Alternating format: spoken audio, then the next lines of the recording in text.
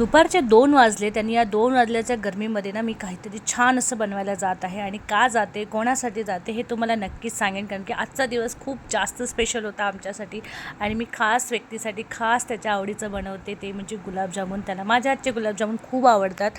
तेवढं मला काही खूप छान येत नाही, पण जे काही बनवते ना त्याला ते खूप आवडीने खातो. त्यामुळे असं वाटतं की आजच्या दिवसासाठी तर ही गोष्ट झालीच पाहिजे. आणि आजचा दिवस कुठला, तर ते आहे 8 मे आणि आज होता माझ्या मुलाच्या 10वीचा रिझल्ट होता.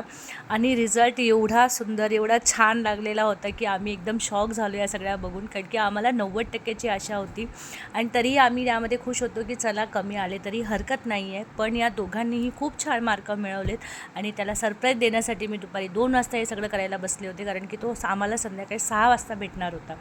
चला तो दिवस तर छान झाला, गेला व्यवस्थित. आज आम्ही त्याला मॉलमध्ये घेऊन गेलेले होते मी त्याला आणि त्याने जास्त काही नाही, कॅरेमल पॉपकॉर्न मागितले त्याने मला फक्त. तर मी म्हटलं चला, मग आम्ही थोडेसे कपडे वगैरे बघितले. त्याला खूप इकडे तिकडे फिरायचं होतं, फिरलो. आणि आज त्याच्या क्लासला सुट्टी होती त्यामुळे हा आजचा दिवस निवडण्यात आला.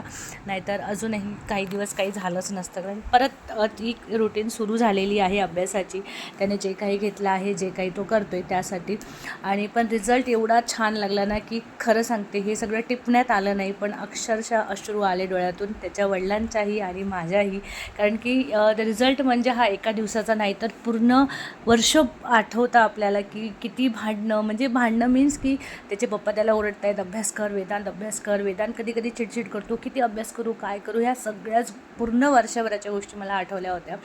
तर चला, फिरता फिरता आम्ही DIY गेलो होतो आणि तिथे आता सध्या माझं घर बांधणं सुरू आहे. त्यामुळे मला किचनचं, बाथरूमचं, टॉयलेटचे काही ना काही ॲक्सेसरीज दिसत होते. मी म्हटलं चला आपण इथून म्हणजे आपण खरेदी करू शकतो का, नंतर करेन, पण एक भाव वगैरे काढण्याचं होतं.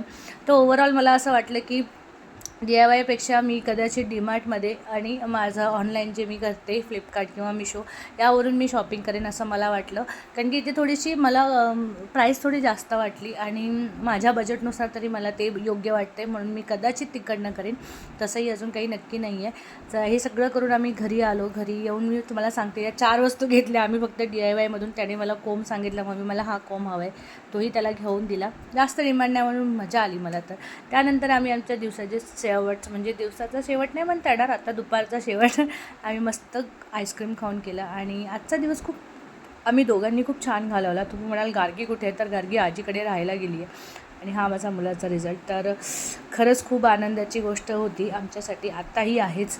आणि ही प्रगती त्याची अशी सदैव कायम राहावं हीच ईश्वरचरणी प्रार्थना राहील. तर चला, आजचा व्हिडिओ संपवते इथेच.